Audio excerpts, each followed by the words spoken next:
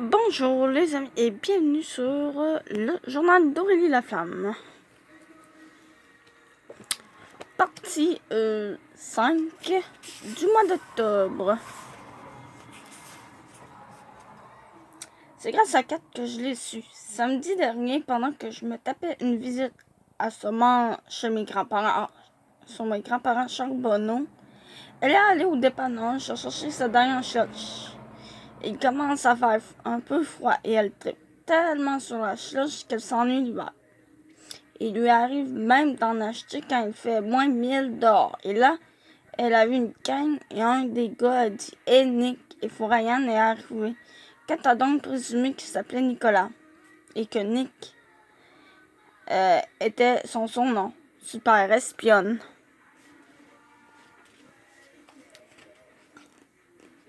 Ensuite, elle m'a répété qu'elle trouvait qu'il ne ressemblait à rien à Ryan Sheckler et que leur seul point commun était de faire du skate. Kat a même ajouté que d'ailleurs, Ryan était champion de skate, tandis qu'on n'avait jamais vraiment vu Nicolas Fourayan nous impressionner avec ses talents.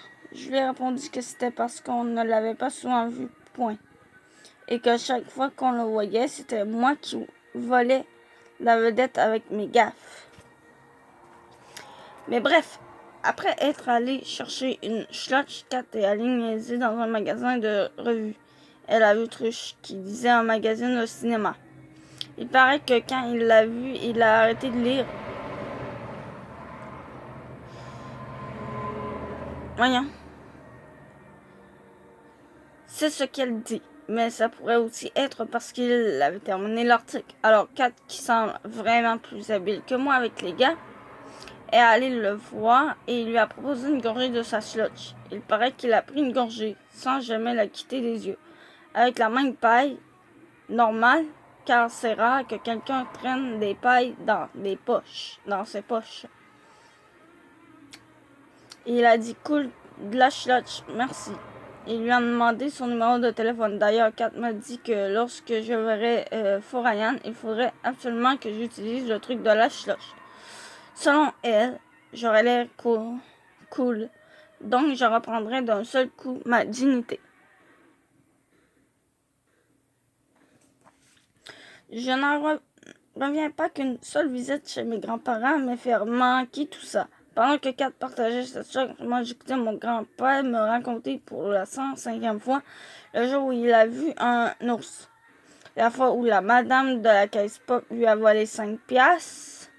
Et les prouesses de feu de chienne Miquette qui, dans mon souvenir, ne faisait que japper et mordre. En plus, ma grand-mère m'a donné plein de trucs de grand-mère au sujet de mon bouton. Ce qui m'a énervé car je croyais qu'il ne paraissait presque plus. Peut-être grâce au petit joint. Qu'est-ce que j'aurais aimé être avec Kat et boire de la slush, moi aussi.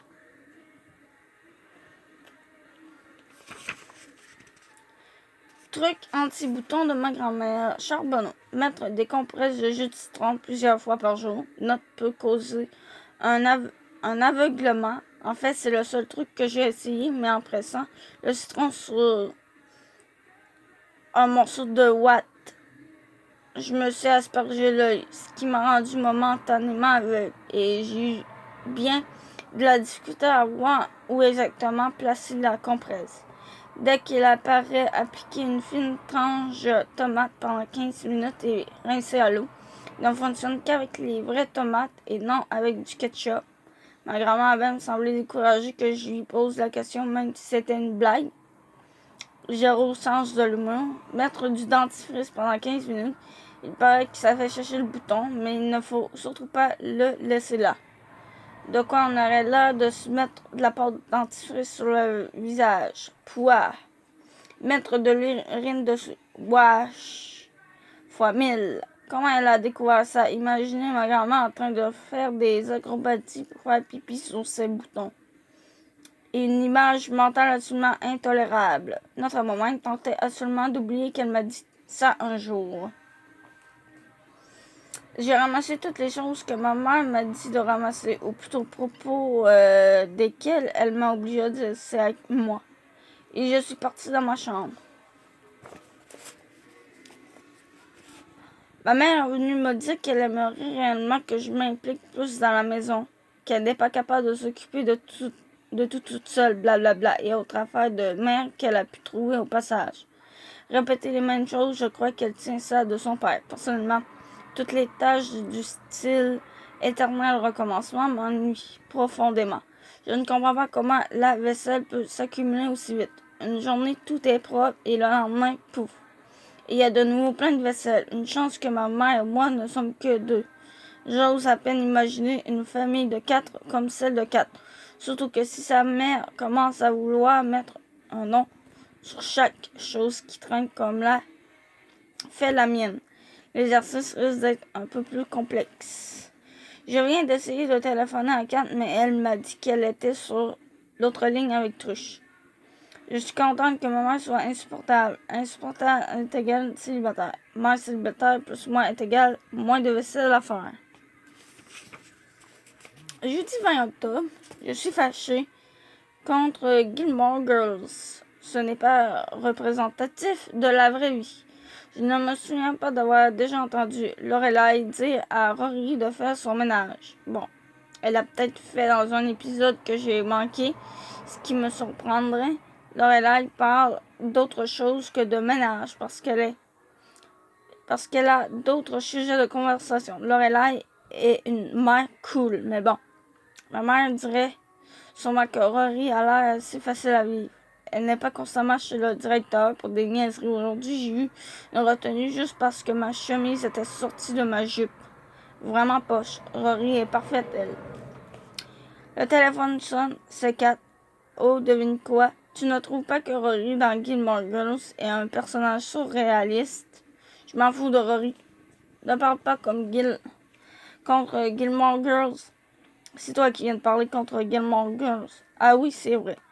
C'est juste parce que Rory a l'air parfaite et qu'elle ne se fait jamais chicaner parce qu'elle ne fait pas le ménage. Rory ne fait jamais son ménage parce que c'est une émission de télé. Tu veux continuer à parler de Gilmore Girls ou tu veux que je te dise ma nouvelle? Penses-tu que Lorelai va se marier avec Luc? Je m'en fous. On est invité à un super party d'Halloween. Hein? Quand? À l'Halloween. Cette affaire. Ben, le 29, pas samedi de cette semaine, mais l'autre. C'est attendre. Chez qui? C'est Philippe, un ami de Truche.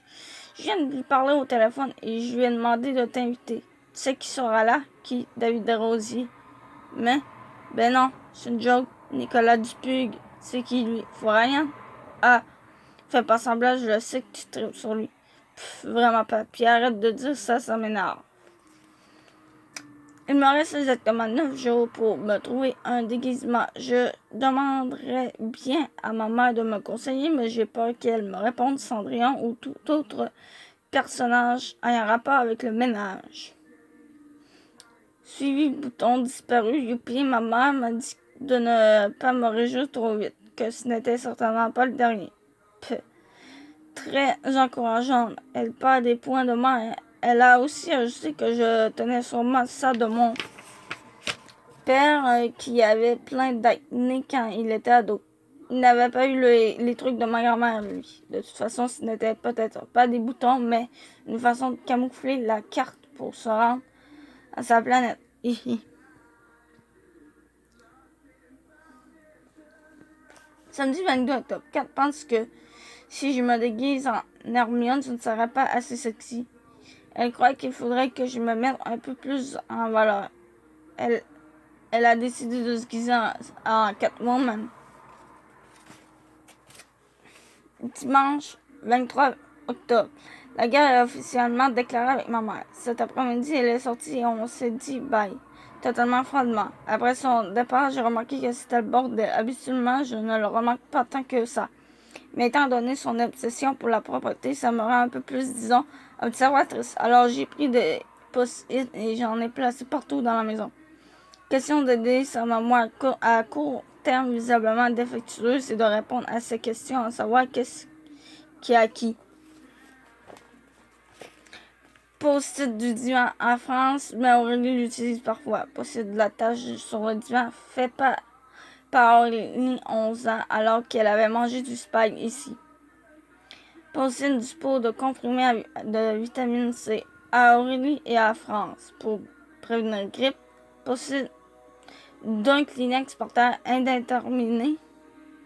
J'ai eu un mouton de poussière par terre et j'ai décidé de faire une recherche sur Google au sujet de la poussière pour faire un post informatif. J'ai trouvé ceci. La poussière peut être formée de différents éléments, souvent issus de la dégradation des matériaux, des fibres textiles, des bouts de plantes, du pollen de fleurs, des particules de terre, des poils d'animaux, des cellules mortes de peau humaine, divers polluants émis par les voitures et les usines. En même temps, de la poussière de météorites. Waouh, la poussière de météorites, trop cool. Poussée sur le mouton de poussière par terre peut contenir des bouts de plantes, du pollen de fleurs, des cellules mortes de peau humaine, des polluants et même de la poussière de météorites. Pose-it sur une assiette avec un reste de fromage cottage. À France, parce qu'Aurélie déteste le fromage cottage. Pose-it sur un cheveu blond frisé par terre. En France, parce qu'Aurélie a les cheveux raides, châtains, et en général, sous sa tête. Pose-it sur mon lit de maths. À Aurélie, source de stress intense.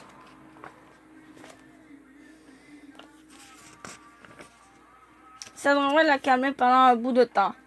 Il m'a fallu 3 heures pour faire tout ça, y compris ma recherche sur la poussière, que j'ai trouvé vraiment passionnante. De la poussière de météorite dans ma maison, trop cool.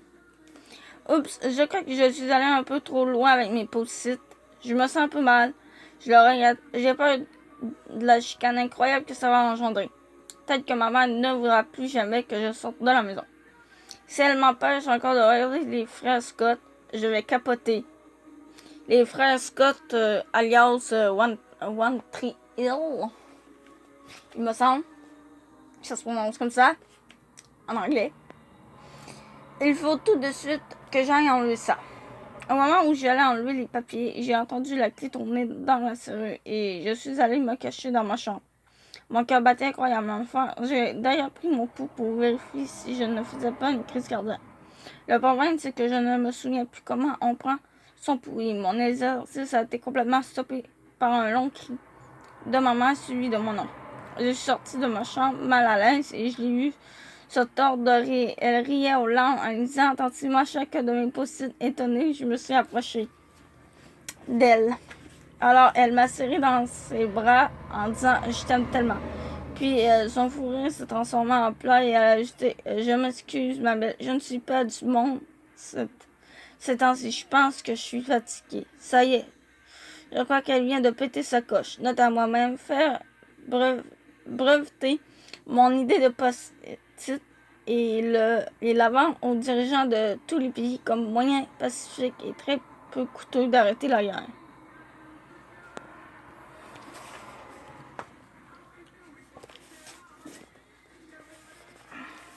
Bon. Le 24 octobre, j'ai trouvé le déguisement idéal. Je vais me déguiser en cheerleader comme Peyton et Brooke le sont pour les Ravens dans les frères Scott. Il faut seulement que je me trouve une jupette bleue et des pompons. Kat a trouvé que c'était une idée géniale. Elle a même pensé qu'on aurait pu se déguiser toutes les deux comme ça. Mais finalement, on en est venu à la conclusion après exactement 35 secondes de réflexion qu'il valait mieux qu'on ait chacune notre personnalité. Ma mère pense qu'on peut me faire des pompons avec des sacs poubelles blancs, comme on l'avait fait pour mon cours de ballet jazz lorsque j'avais 10 ans. Je lui ai répondu justement j'avais 10 ans. Tu sais, ma mère a compris et elle m'a dit qu'on irait magasiner ensemble samedi. Elle croit que c'est très facile à trouver un déguisement de cheerleader. Elle a même ajouté qu'une de ses collègues s'était déguisée comme ça l'an dernier à l'Halloween. Je lui ai conseillé de ne pas poursuivre l'anecdote parce que ça ne me tente pas de me pourrir l'existence à croire que j'avais un déguisement de madame. Ma mère a ri. Je trouve qu'elle a quand même un bon sens de l'humour. C'est ainsi sûrement dû à son bonheur amoureux avec Denis Beaulieu. Grrr. Vendredi 28 octobre, semaine complètement folle à l'école. Je n'ai pas du tout eu le temps de penser à mon costume d'Halloween. Mais ce que je sais, c'est que la plupart des gens ont de très bonnes idées. Justine et Marlou, qui ne vont pas au même party que nous, heureusement, se déguisent respectivement en Madonna, Kat était d'ailleurs jalouse de ne pas y avoir pensé, et en Gwen Stefani. Elles ont un concept chanteuse. Quant à moi, j'ai hâte d'aller magasiner demain pour mon super costume de cheerleaders. Go! Ravens. PS, ma mère tripe carrément sur moi depuis l'affaire des post-it et ne m'a même pas fait une seule remarque sur le ménage de toute la semaine.